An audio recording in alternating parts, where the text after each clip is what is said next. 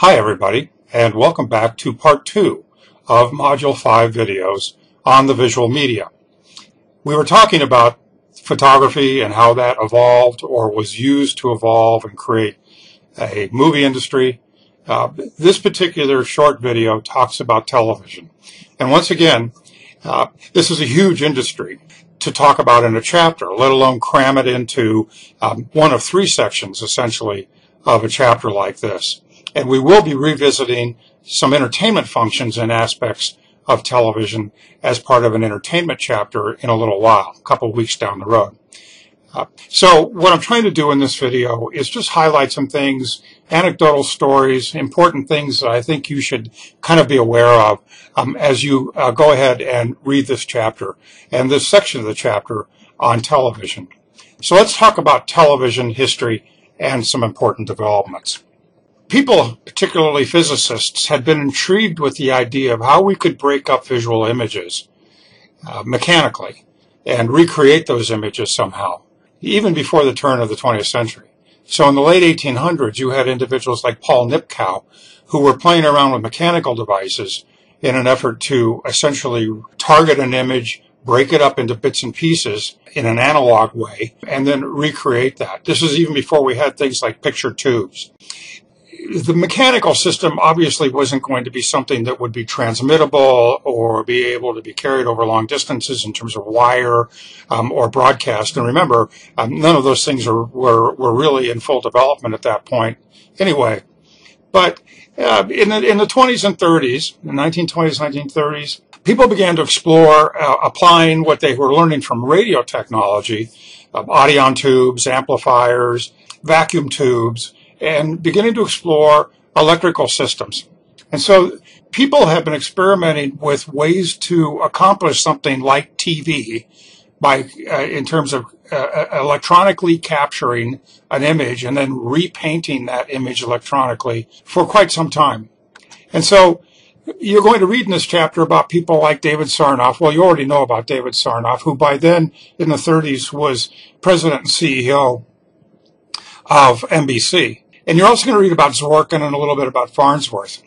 And there's a story I want to tell you, because most history books and most chapters that provide a historical account of the invention of television will basically tell you that David Sarnoff and NBC and an engineer working for NBC by the name of Vladimir Zworykin, a Russian immigrant, were responsible for essentially successfully developing the first workable television system.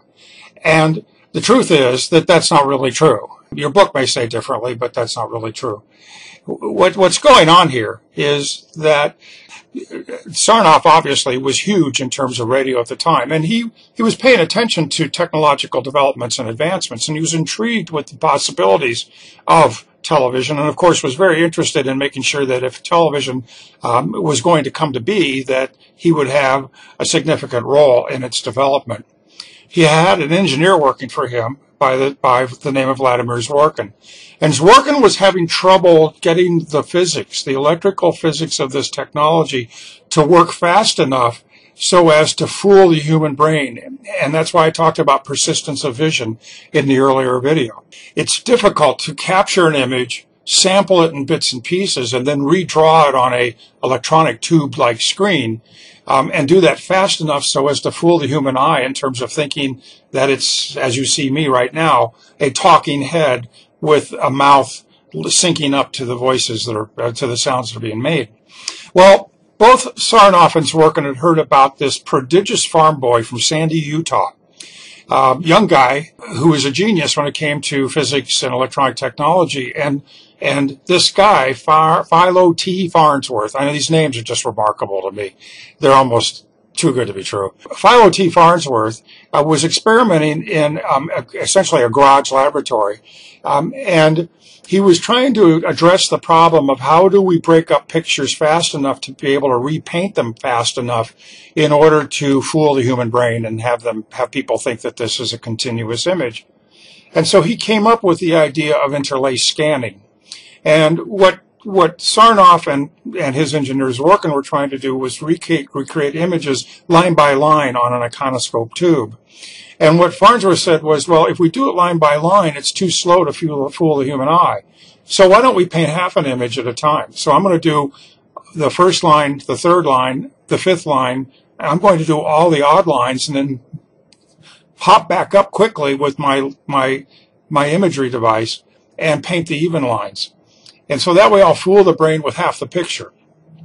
It's called interlace scanning, and it was a characteristic and a principle of analog televisions right up to modern times until digital technology came along.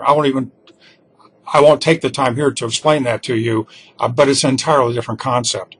Well, Sarnoff and Zworykin heard about Farnsworth, and Sarnoff sent Zworykin to go visit Farnsworth, but under a surreptitious cloak. And what I mean by that is that Zworykin knocked on the door and basically said, "Hi, I'm Vladimir Zworykin, and I work for Westinghouse." He did not identify himself as working for Sarnoff and NBC. And he observed what this young Farnsworth was up to, and he figured out that this interlace scanning technology was what really was going to seal the deal. And he went home, and he implemented that technology that way, and Sarnoff and Zworykin get credit for television. Farnsworth thought, like many geniuses in the telecommunications or electronic media industry have thought all along, that they would make money by patenting these various discoveries. All right. He did not have a business head. He did not have a business model in mind. And of course, Sarnoff took care of that. So a little bit of background in terms of who really developed TV. Sarnoff obviously was a huge player in all this. He established the first broadcast television network in 1939. He was also beginning to shift, and this was in full development by the 1940s. He was taking all that radio talent, all those people that he had signed to variety shows and those kinds of things, and he was moving them over to television. And this was going to have, obviously, implications in terms of what radio was going to have to do to find some other new format. And we've already talked about that and read about that in previous chapters. But the first television network came along in 1939. CBS came in shortly thereafter, and they fought with NBC. They had their own scientists, and CBS and NBC fought over, well, what will be the color standard? And they were going in different, by color standard, I mean, how will we do color TV? And the different engineers in these two corporations were coming up with slightly different techniques for doing color television. I know this just sounds like dinosaur time for all of you who don't remember the days of black and white TV. Some of us are old enough to remember black and white TV. Ultimately, what happened here is that NBC won out, and the reason NBC's technology was adopted by the industry was because Sarnoff was so powerful.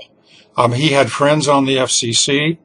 And they were the ones that ultimately had to buy into a particular standard or format.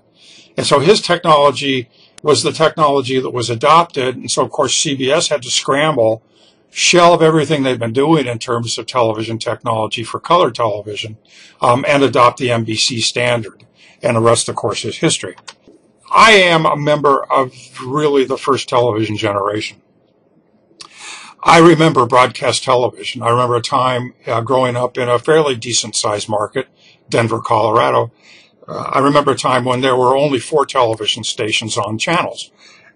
And these were ABC, NBC, CBS, and an independent television station, KWGN, which was the sister station to a Chicago independent station known as WGN. And many of you, particularly you sports fans, may know something about WGN. And beginning in the 1980s, originally because television, by virtue of its broadcast signal, was hard to get down into valleys and mountainous regions of the country, including places like Pennsylvania, West Virginia. Some enterprising people went up onto hillsides that were within line of sight of broadcast facilities and put an antenna up there and then ran a cable, hence cable TV, ran a cable down into communities and then spliced off that main cable and essentially plugged in a large array of antennas, if you will, from the hill into the backs of television receivers. Cable television in America was something along the line of about 25% of households in the early 1980s. And of course, it exploded shortly after that, in part driven by things like the movie channels, HBO. That really launched the popularity of cable, as did things like MTV. Cable, of course, has kind of stabilized, and for a long time now, about 2/3 of American households have cable. More recently, satellite technology came in, and that's also stabilized in terms of penetration. When I say penetration, I mean the percent of households in a market or the percent of households in America that actually have cable. And so many of you now operate televisions in environments where you've got cable or satellite technology. You probably have one or more recording devices, digital video recording that provides you with hours and hours of pre-programmable based on a schedule grid where you can download a lot of programming, save it, and then watch it, delay view it at another time, skipping through all those commercials. And that's presenting some revenue issues for advertisers, as you can imagine. And of course, within the last 10 years, and particularly in the last 5, we've seen television gravitate increasingly over to internet access. And many of us watch television shows now, short form, long form feature programming via internet streaming. All of these techniques and delivery platforms are shaking up the traditional industry of sponsored programming and advertising that you'll recall from radio days was initiated by David Sarnoff. So if I'm a major advertiser, I'm really confused these days about, well, do I really want to buy the Super Bowl anymore? It's a lot of money and it does reach a lot of people, but are there more effective ways for me to deliver my message through internet, social media, streaming video, advertising, buying time on news websites so that when I want to click on a video feed for a news story, I have to wade through a commercial initially, that kind of thing. So the traditional rating systems that were very simple in terms of, in the old days of network and even cable television, being able to calculate with a fair degree of reliability the percentage of audiences at the time that were tuned into a particular channel and their gender and their age and maybe a little bit about their ethnicity. It's very, very difficult to track these kinds of computer-based television consuming behaviors. And so the industry is in slight disarray right now. And if you're an advertiser, you're really confused about what kind of information to trust. So those are some of the issues that I want you to keep in mind as you wade through this section of the chapter. Next chapter, we talk about some new information in terms of what all this means as we increasingly rely on computer systems in terms of saving, storing, and retrieving all this information that we're using more and more online. Thanks for watching, and we'll get back to you next week.